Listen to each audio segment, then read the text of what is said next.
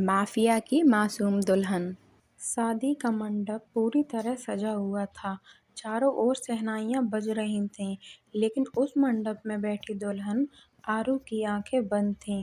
वह पूरी तरह बेहोश थी। किसी को नहीं पता था कि उसे जबरदस्ती बेहोशी की दवा दी गई थी।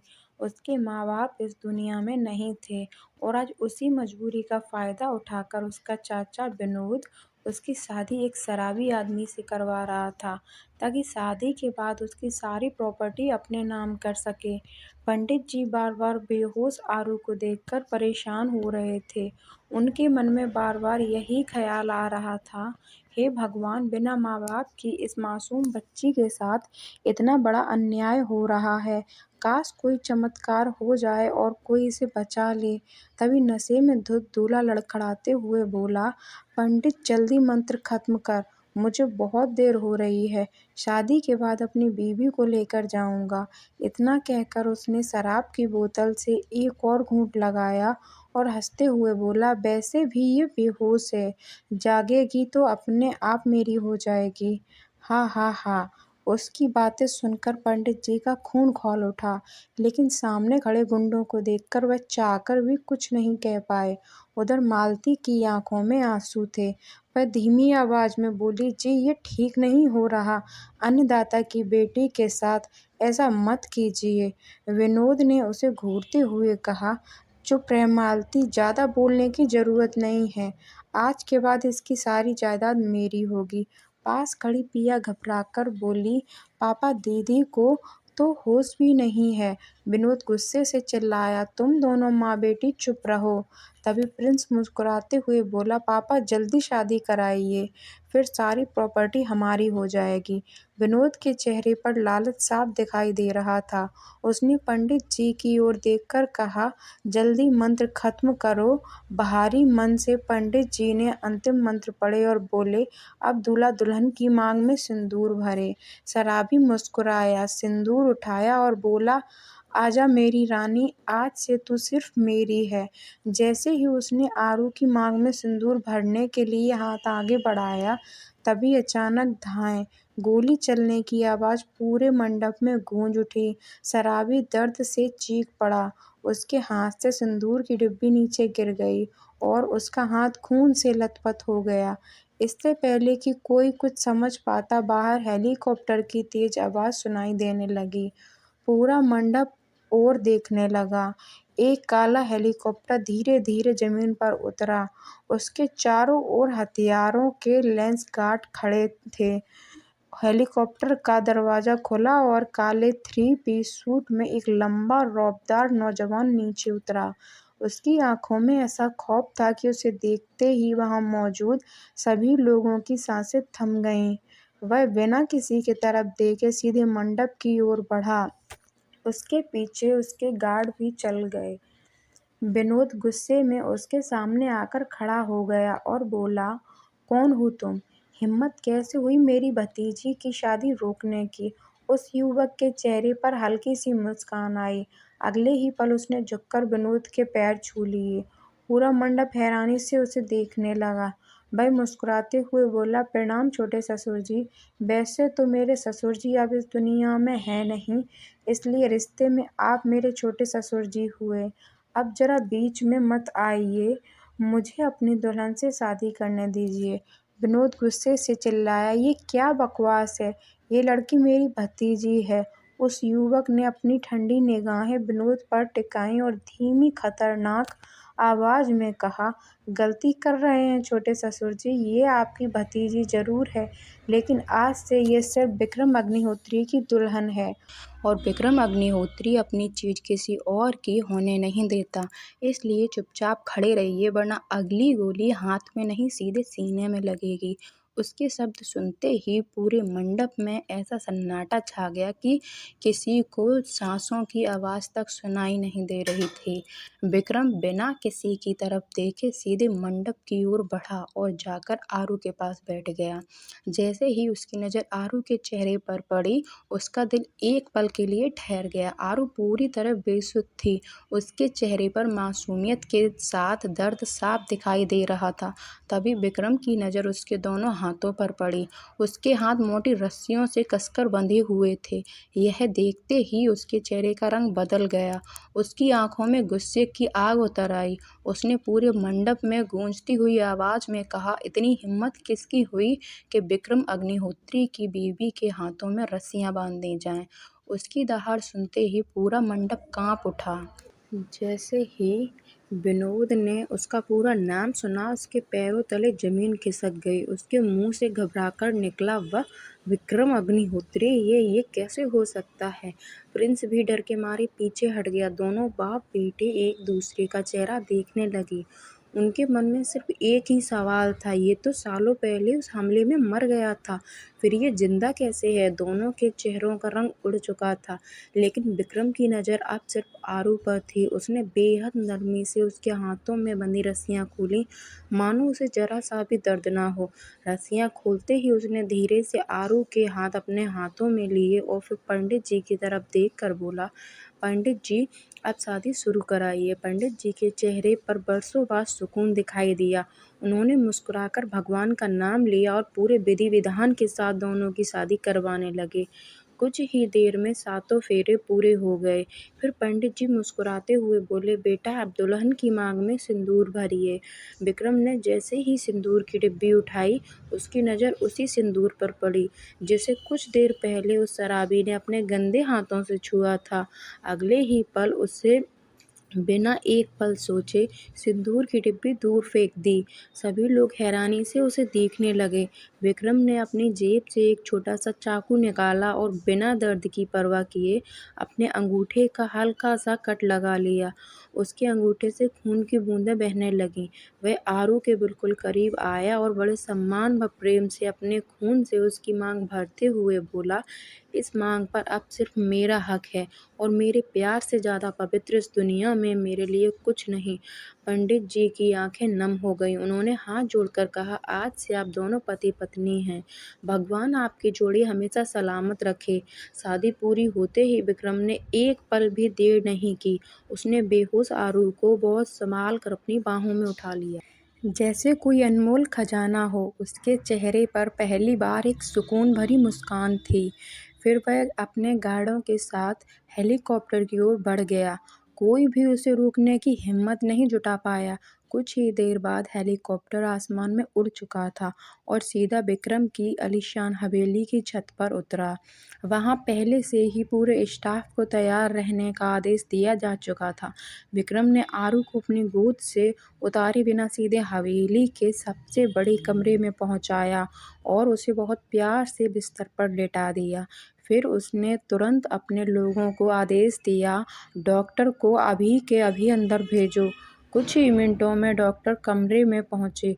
विक्रम ने उनकी तरफ देखते हुए गंभीर आवाज में कहा, इनका पूरा चेकअप कीजिए और पता लगाइए कि मेरी पत्नी की ये हालत किसने और कैसे की है। मुझे हर सवाल का जवाब चाहिए और जल्दी।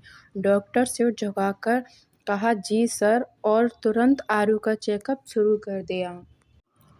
इधर विक्रम के हवेली से निकलते ही विनोद और प्रिंस एक कमरे में घबराए हुए बैठे थे। दोनों के चेहरे पर डर भी था और लालच भी। विनोद बेचैनी से कमरे में चक्कर लगाते हुए बोला, सब कुछ बर्बाद हो गया। अगर आरू अब विक्रम के साथ रह गई तो सारी प्रॉपर्टी हमारे हाथ से निकल जाएगी। प्रिंस कुछ देर सोचता रहा, फिर उसके चेहरे पर एक अचानक चालाक मुस्कान आ गई। वह बोला, पापा, आप इतनी टेंशन क्यों ले रहे हैं। उसे अपनी प्रॉपर्टी के बारे में कुछ भी नहीं पता। सारे असली प्रॉपर्टी के डॉक्यूमेंट तो पहले से ही हमारे पास हैं। कल ही लॉयर को बुलाकर फर्जी कागज तैयार करवा लेते हैं, फिर पूरी प्रॉपर्टी कानूनी तौर पर अपने नाम करवा लेंगे। जब तक उसे सच्चाई पता चलेगी तब तक बहुत देर हो चुकी होगी। विनोद की आंखों में फिर से लालच चमक उठा। वह हंसते हुए बोला, बिल्कुल सही कहा तूने। अब बस एक काम और करना है। किसी भी कीमत पर मुझे विक्रम अग्निहोत्री के बारे में पूरी जानकारी चाहिए। पता करवाओ कि वो इतने सालों बाद वापस कैसे आया और आखिर क्या चाहता है। प्रिंस ने तुरंत सिर हिलाते हुए कहा, आप चिंता मत कीजिए पापा। आज से उसके एक एक कदम पर हमारी नज़र रहेगी। उधर विक्रम अपनी हवेली की विशाल लाइब्रेरी में आराम से बैठा था। अब उसने अपना काला सूट बदलकर साधारण सफ़ेद शर्ट और काली पैंट पहन ली थी। उसके हाथ में गर्म कॉफ़ी का कप था और चेहरे पर हमेशा की तरह शांत मुस्कान। ऐसा लग ही नहीं रहा था कि कुछ देर पहले उसी इंसान ने पूरे मंडप में खौफ मचा दिया था। तभी उसका पीए कबीर अंदर आया।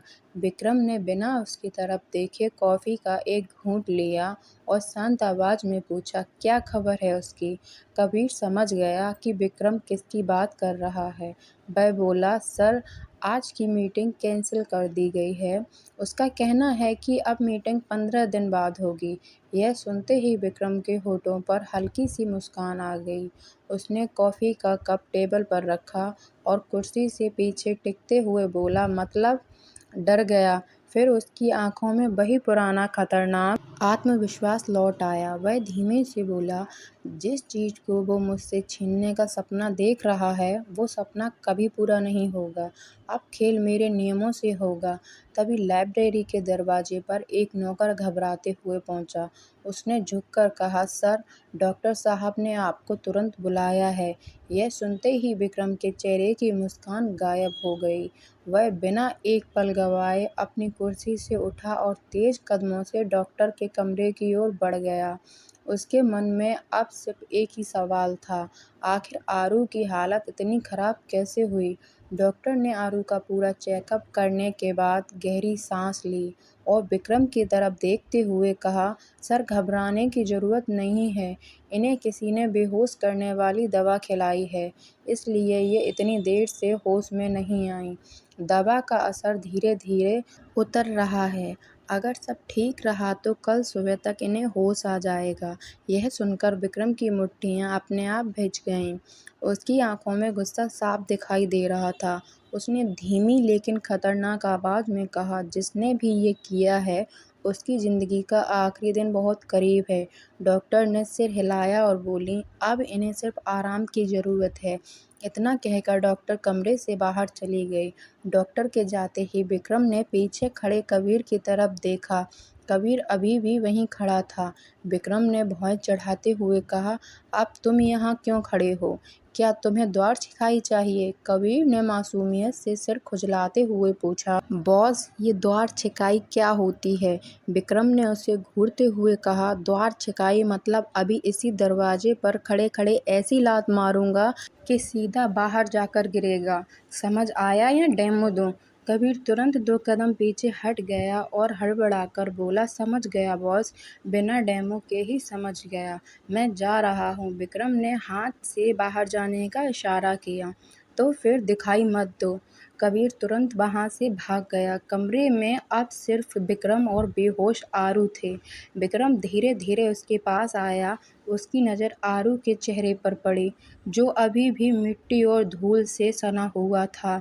उसने पास रखे पानी में एक साफ तौलिया भिगोया और बहुत प्यार से उसके चेहरे पर लगी मिट्टी साफ करने लगा। कहीं भी जोर से हाथ नहीं लगाया, मानो उसे जरा सी भी तकलीफ ना हो। चेहरा साफ होने के बाद उसकी मासूमियत और भी निखर कर सामने आ गई। विक्रम कुछ पल तक उसे चुपचाप देखता रहा और धीमे से बोला, अब कोई तुम्हें तकलीफ नहीं देगा, ये वादा है मेरा। पूरी रात उसने उसके कमरे के बाहर जाना ठीक नहीं समझा। वह सामने पड़े सोफे पर ही लेट गया, ताकि अगर आरू को किसी भी चीज़ की ज़रूरत पड़े तो वह तुरंत उसके पास पहुंच सके। अगली सुबह हमेशा की तरह विक्रम हवेली के गार्डन में एक्सरसाइज कर रहा था। उसके साथ कबीर भी था, लेकिन एक्सरसाइज से ज़्यादा उसकी हालत देखने लायक थी। वह हर 2 मिनट में हांफने लगता और विक्रम उसे देखकर हल्का सा मुस्कुरा देता। तभी हवेली का एक नौकर भागता हुआ वहां पहुंचा। वह सांस फूलते ही बोला, सर, मैडम को होश आ गया है। यह सुनते ही विक्रम ने बिना एक पल गवाए एक्सरसाइज बीच में छोड़ दी और वह कबीर दोनों तेजी से आरू के कमरे की तरफ दौड़े। लेकिन जैसे ही दोनों कमरे के अंदर पहुंचे, उनके कदम रुक गए। पूरा कमरा बुरी तरह बिखरा पड़ा था। फूलदान जमीन पर टूटे हुए थे, कुर्सियां उल्टी पड़ी थीं और सामान चारों तरफ फैला हुआ था, लेकिन कमरे में आरू कहीं भी नहीं थी। विक्रम ने पूरे कमरे पर एक नज़र डाली। उसकी आंखें तुरंत आरू को ढूंढने लगीं। तभी कबीर घबराकर बोला, बॉस मैडम कहाँ हैं?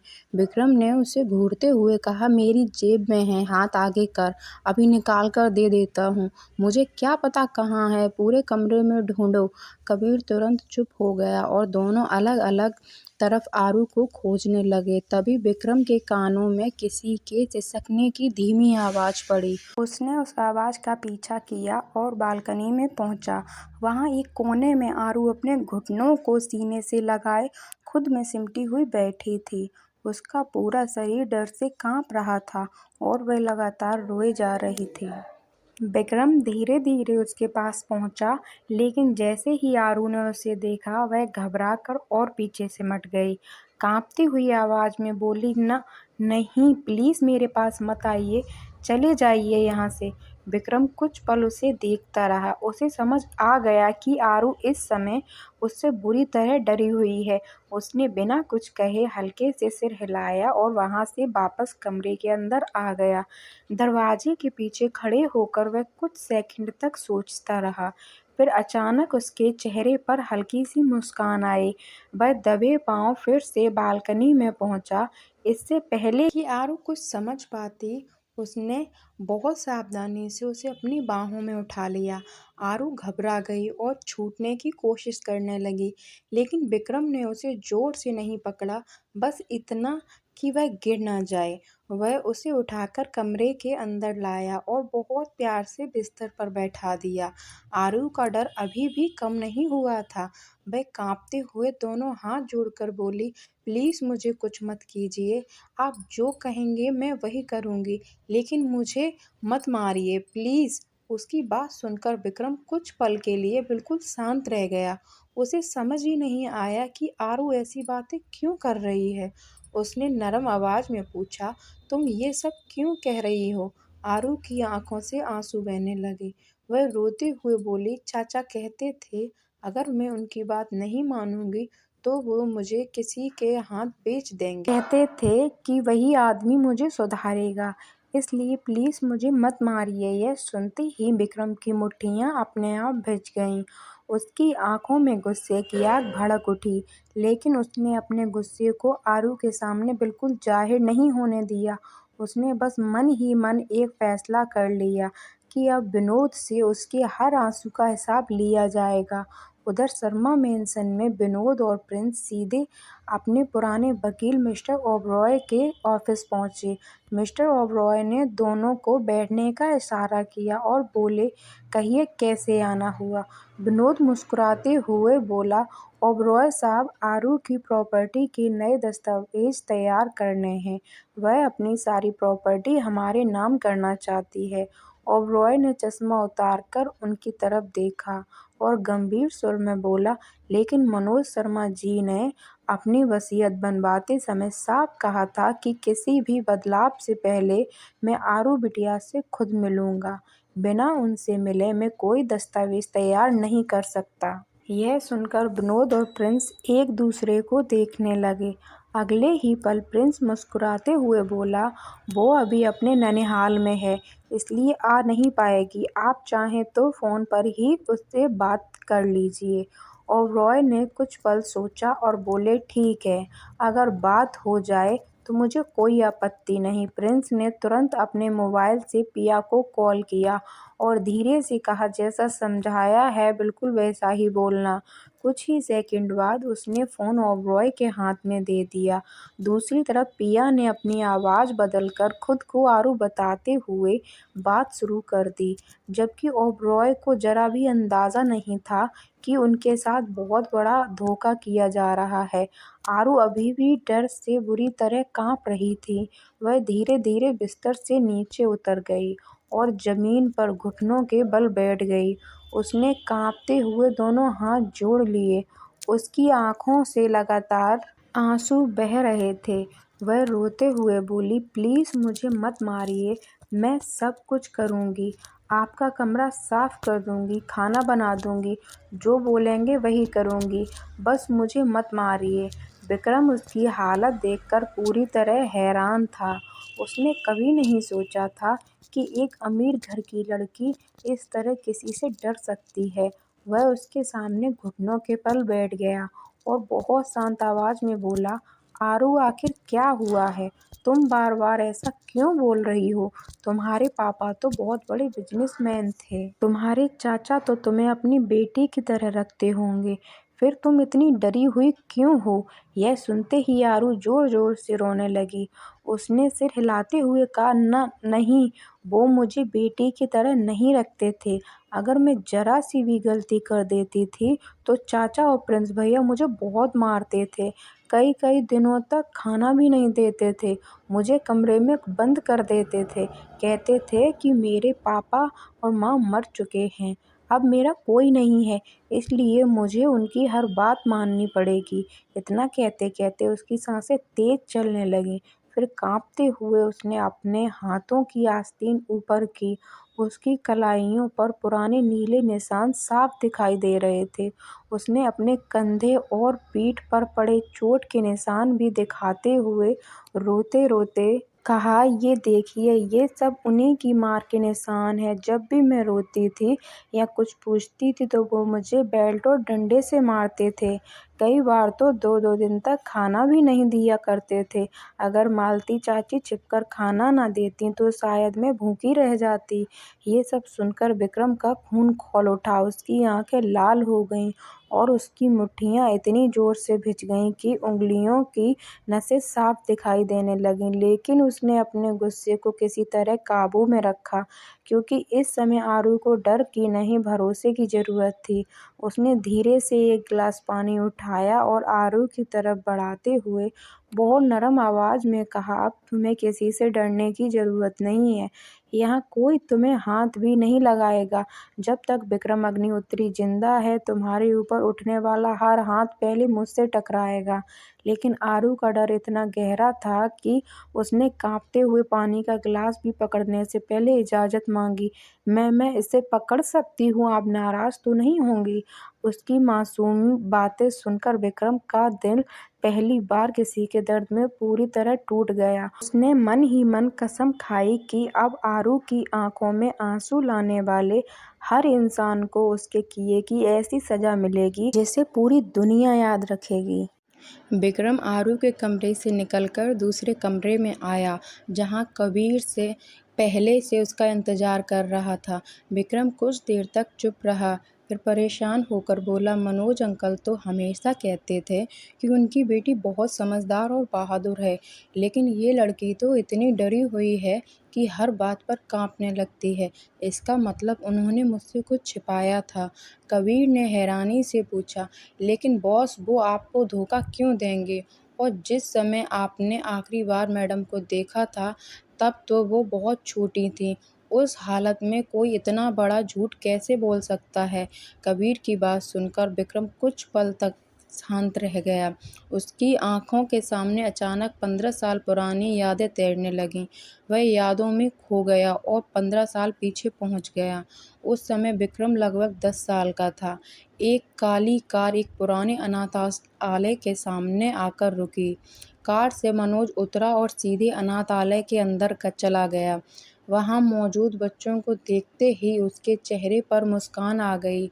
वह एक एक बच्चे के पास गया, उनसे बातें की और सभी को अपने हाथों से छोटे छोटे गिफ्ट देने लगा। बच्चे खुशी से उसके पास इकट्ठे हो गए।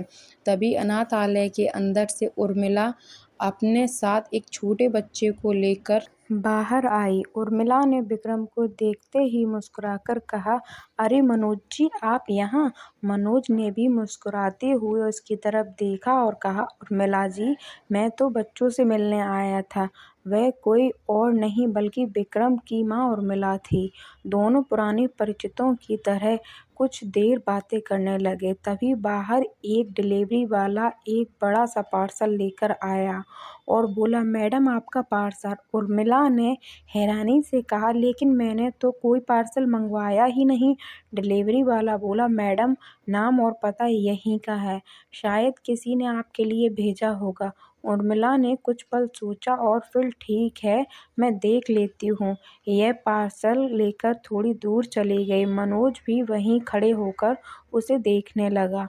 उर्मिला ने जैसे ही पार्सल खोला, अचानक एक जोरदार धमाका हुआ। धड़ाम! पूरा अनाथालय धमाके से दहल उठा।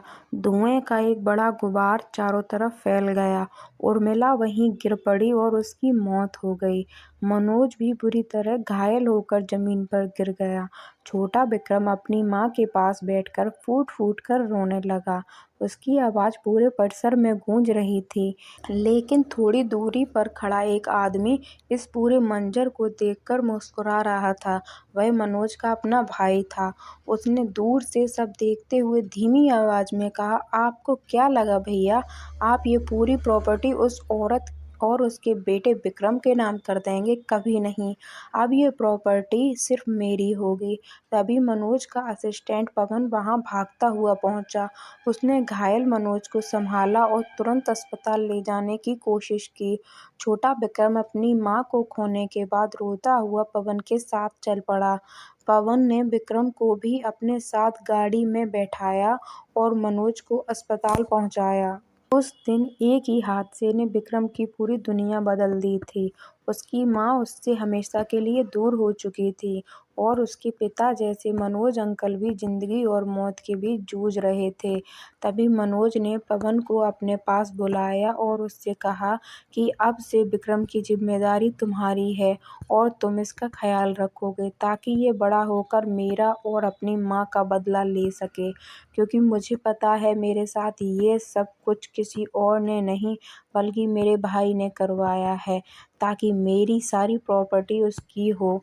लेकिन मैं ऐसा नहीं होने दूंगा। मैं पहले ही अपनी सारी प्रॉपर्टी अपनी बेटी आरू के पति के नाम कर चुका हूँ। लेकिन विक्रम को तुम सब समझाओगे कि क्या करना है और कैसे। तभी मनोज विक्रम से बोलता है, बेटे तुम अपना और मेरी बेटी का ध्यान रखोगे ना, और बड़े होकर मेरा और अपनी माँ की जान का बदला लोगे और मेरी बेटी की रक्षा करोगे और उससे शादी करोगे। तभी पवन बोलता है, लेकिन बॉस, आरू बेबी तो आपके भाई के कब्जे में है। वो उसको तभी मनोज बोलता है, वो उसको कुछ नहीं करेगा क्योंकि 19 साल की होने तक मेरी सारी प्रॉपर्टी उसकी होगी और अगर उसको कुछ हो गया तो सब ट्रस्ट में चला जाएगा और 19 के बाद सब उसके पति का होगा, यानी विक्रम का।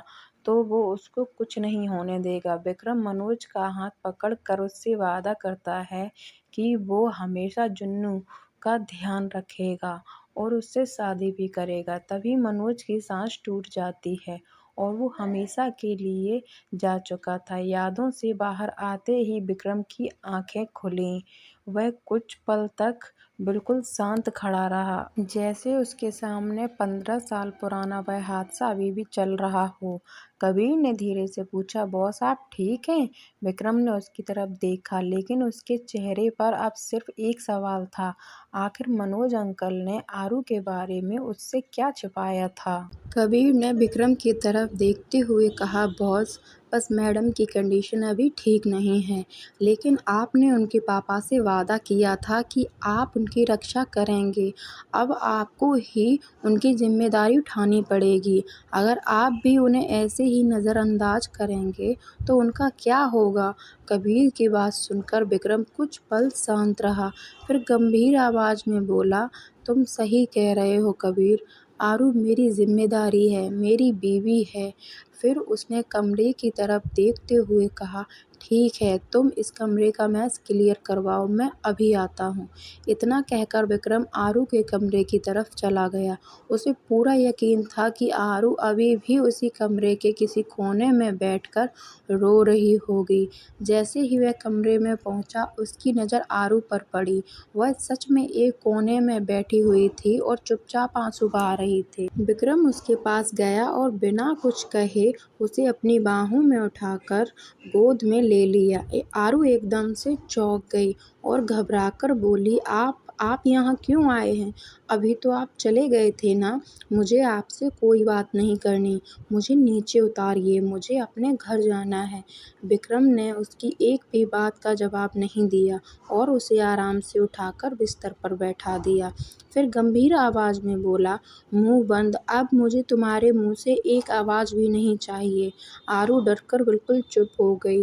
विक्रम ने कुछ पल उसे देखा और फिर थोड़ा नरम होकर पूछा, अच्छा सबसे पहले मुझे ये बताओ तुम्हारा नाम क्या है?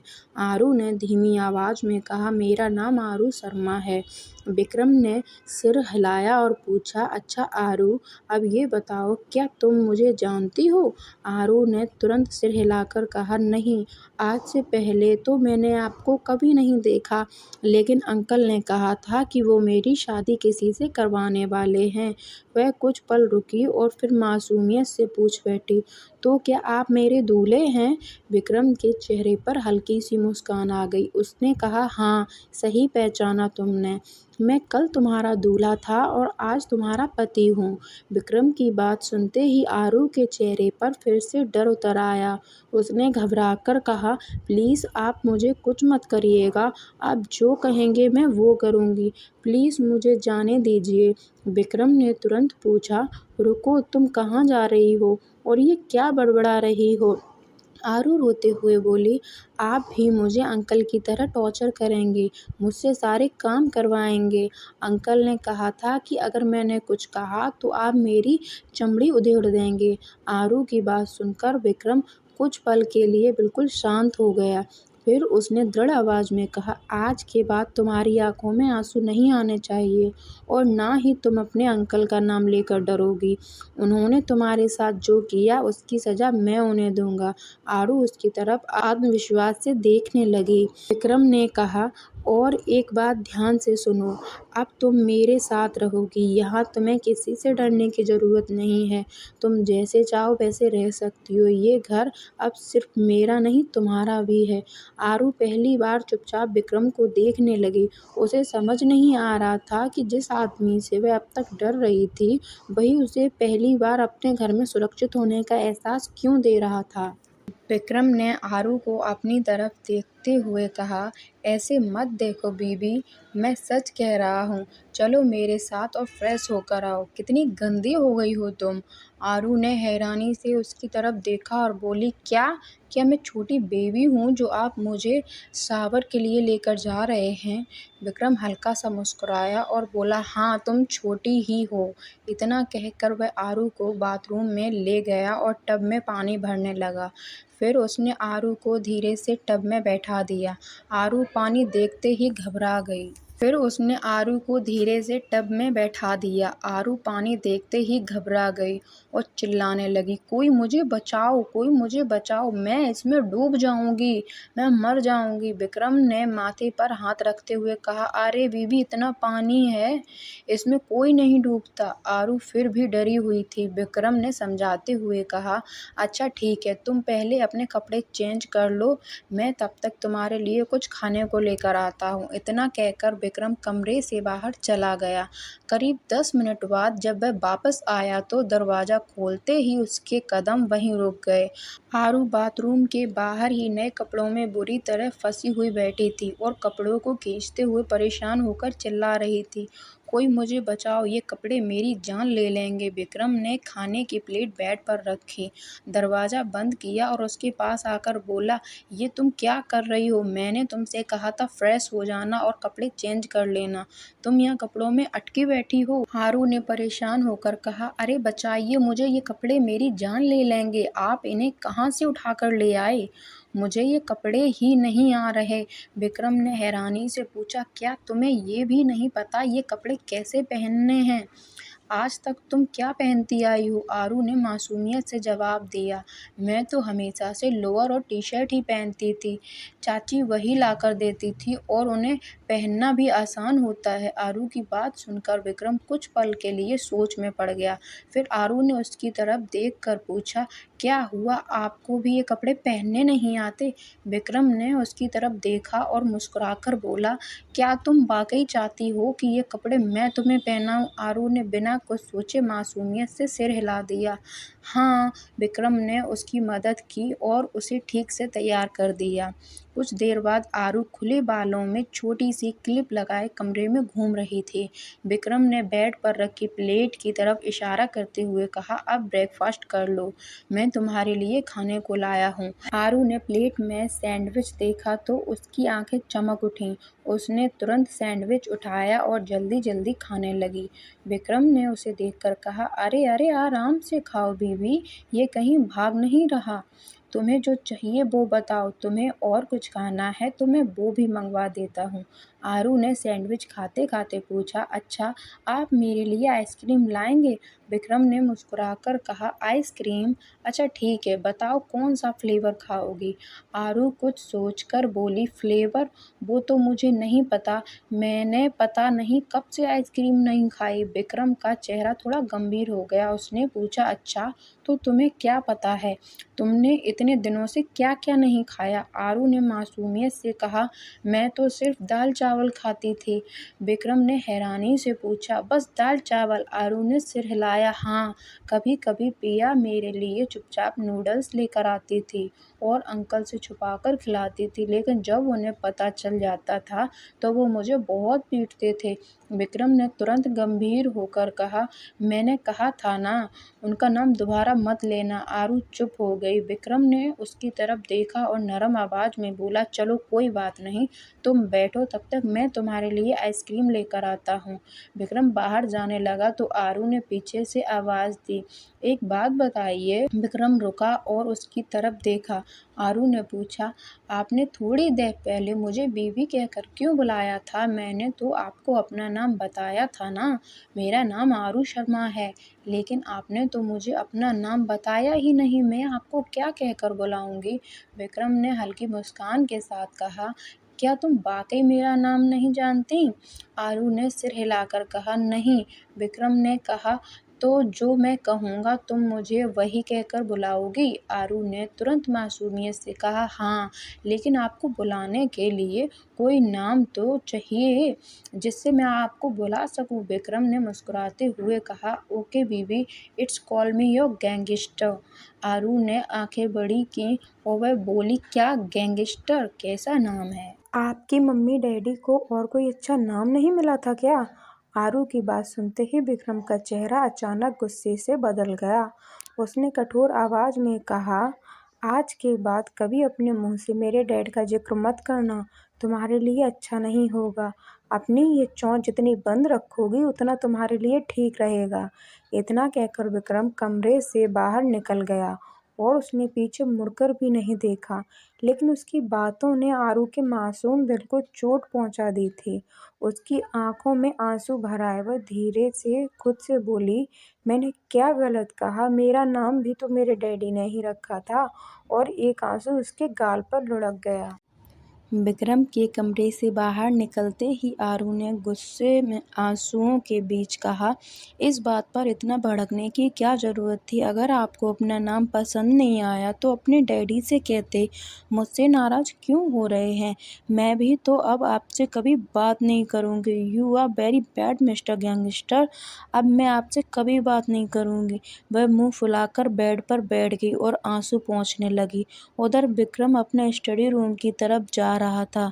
तभी कबीर उसके पास आया और बोला, सर, आपने शर्मा मेंशन पर नज़र रखने के लिए कहा था। मेरे आदमियों से पता चला है कि विनोद और प्रिंस अपने लॉयर से मिलने गए थे। मुझे कुछ और ज़रूरी जानकारी भी मिली है। विक्रम रुक गया और बोला, क्या पता चला? कबीर ने कहा, सर, वो लोग आरू मैडम की प्रॉपर्टी अपने नाम करवाने की कोशिश कर रहे हैं। उन्होंने लॉयर से फर्जी डॉक्यूमेंट तैयार करवाने की बात की है।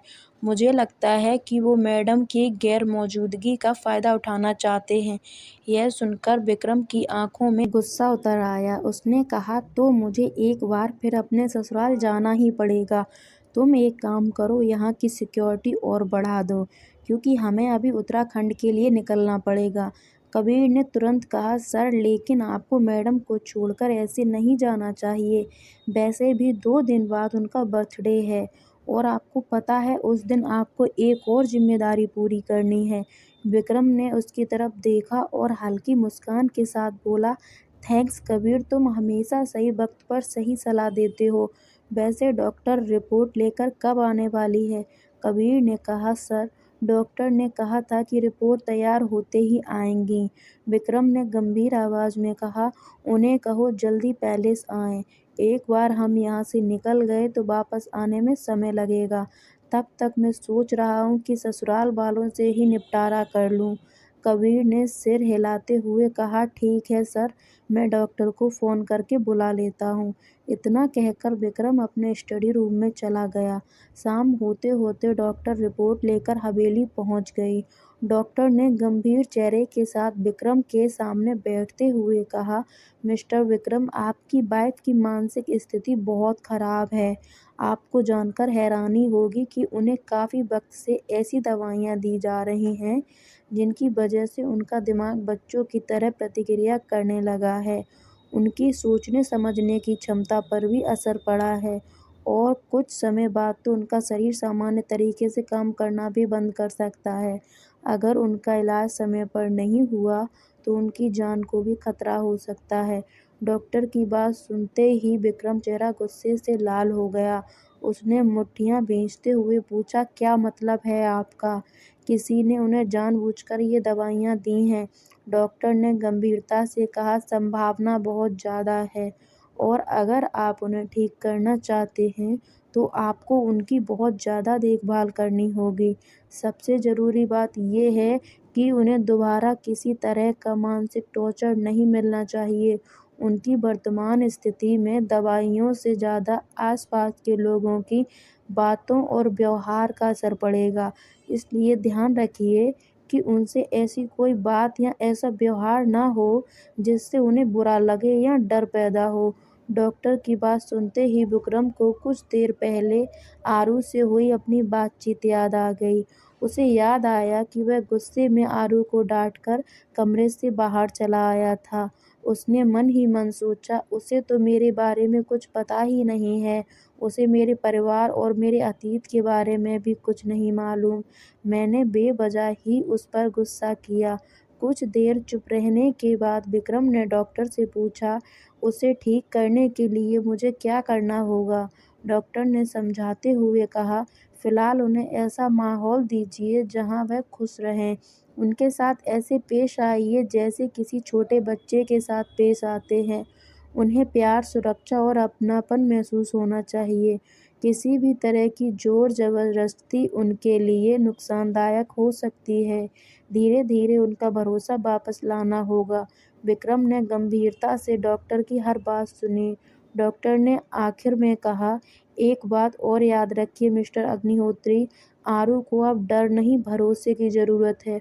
अगर आप चाहते हैं कि वह ठीक हो जाए तो आपको उसके लिए वही इंसान बनना होगा जिसके पास उसे दुनिया में सबसे ज़्यादा सुरक्षित महसूस हो।